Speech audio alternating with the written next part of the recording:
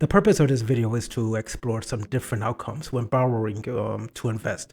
The core idea is to secure a loan at a lower interest rate than the expected return on investment, a strategy known as financial arbitrage. While the focus will be on borrowing to invest in a ETF, it is important to note that financial arbitrage is also a common practice in real estate investing. Here, I recorded a video of myself asking Microsoft's Copilot about taking out a $100,000 loan at 7% interest and investing it in SPLG. My HELOC is available to me for 10 years and have a 20-year pay down period, but my goal would be to pay off the HELOC within a 10-year time frame. SPLG is a SPDR S&P 500 ETF with a 10-year annual return rate of 13%, a modest dividend yield, and an expense ratio of just 0.02%. Initially, I wanted 2% data at 2-year intervals to avoid a lengthy table. The idea is to illustrate how the investment in SPLG can both pay off the loan and continue to grow over a 20-year period. For the first 10 years, we will observe a decline, but the question is, what happens in the 10 years after the loan is paid off? In the first attempt, a 2% rate was used for the dividends, which is incorrect. Also, the amount in SPLG kept increasing and was not being used to pay towards the loan, even though it was mentioned in the assumptions. What was given assumes you could pay the loan monthly payments yourself and just wanted to invest all the money as soon as possible. In the second attempt, the focus was on the growth of the dividends, giving me more insight into what the LLM was doing. An error was immediately apparent. How are dividends being reinvested during the 10-year payoff time frame?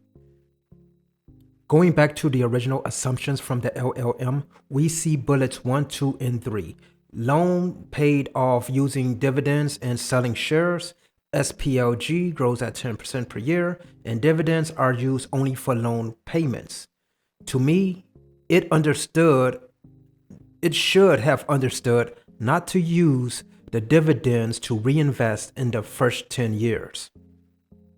I wanted to dive into the details of quarterly versus monthly dividends here, as this is just an illustration. In the third and fourth attempts, despite some misspellings, the LLM still understood what to do.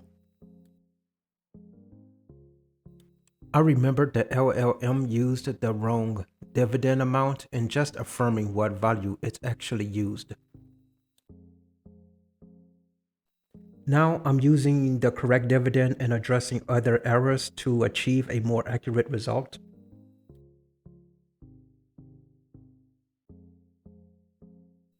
And here we have another calculation error. While LLMs can be useful, they are not always accurate.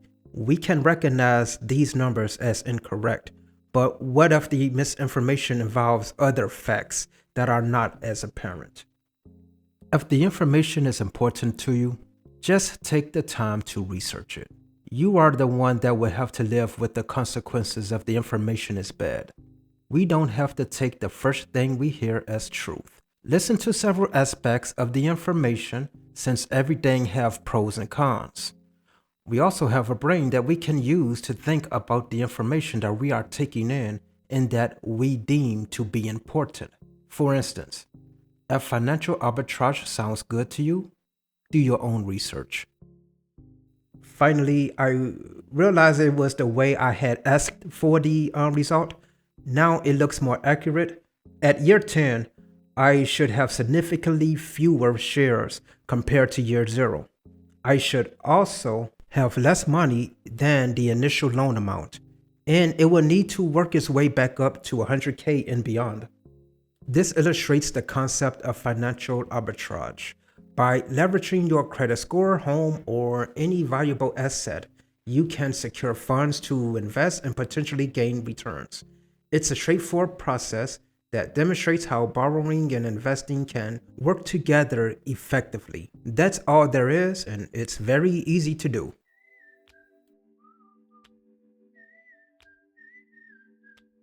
Well, obviously not. While using the annual rate of return for calculations gives us a quick comparisons and expectations, it's not ideal for a realistic view of potential outcomes.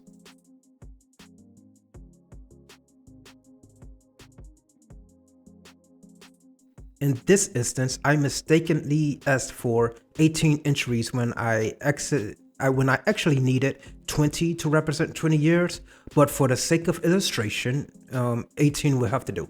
My goal is to simulate how the stock market generally trends upward but will have occasional downturns, averaging around 10%. LLMs are good to give you quick data and then you can tweak it later on. If I had to make the numbers, it would have taken me much longer. On the side, I verified if the numbers do average to 10%. Well, they don't match up as expected. So I was trying to save this result in a table called returns table, and spoiler alert, the LLM didn't refer back to this table in this order the first time that I asked for it again. It could also be that I have done something wrong. All of my issues could be user error. Once again, I'm looking over the errors.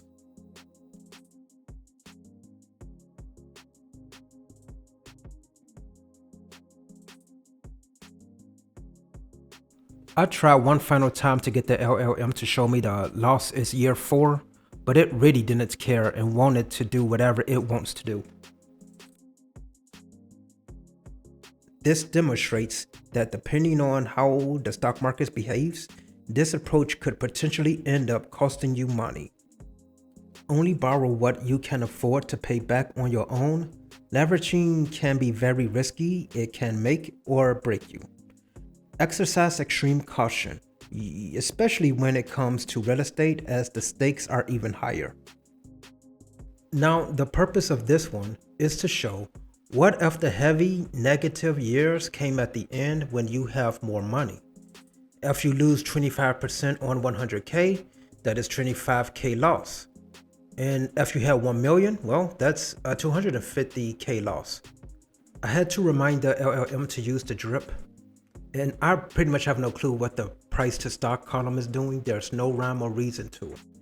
Even in this okay scenario, you will notice that by year 18, you have only $37,000, the rightmost column, which is significantly less than the $170,000 initially expected.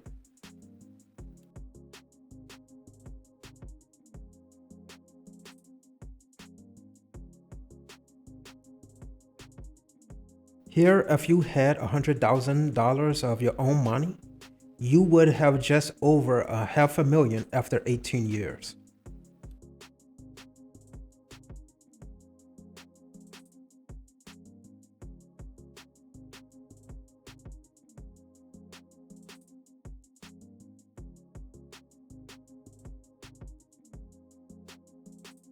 The LLM just gave up halfway with my meaningless BS. With the previous rates order, the 18-year mark has over 400K besides being bankrupt. The two previous examples illustrate what could happen if you either A, have the money, or B, borrow the money and manage to repay it without dipping into the initial investment. The ending is the only important part here. In this scenario, which uses the original rates table, considering the loan payment is approximately 14K annually, what if I invested that same amount each year? It could potentially grow to over $500,000. Some investing aspects that have been touched upon, whether overtly or implicitly, are taxable events, the buy, borrow, die strategy, and dollar cost averaging. The selling of stocks and receiving dividends are taxable events that may or may not put you in a higher tax bracket. The buy, borrow, die strategy in this example involves leveraging a HELOC to purchase other real estate or securities. You can also borrow from your own brokerage account and do this as well. Dollar cost averaging is demonstrated in the last scenario where you invest your own $14K annually into securities. If you leverage, you should have the necessary funds or close to having them, so you can pay off the loan since disaster can strike at any time.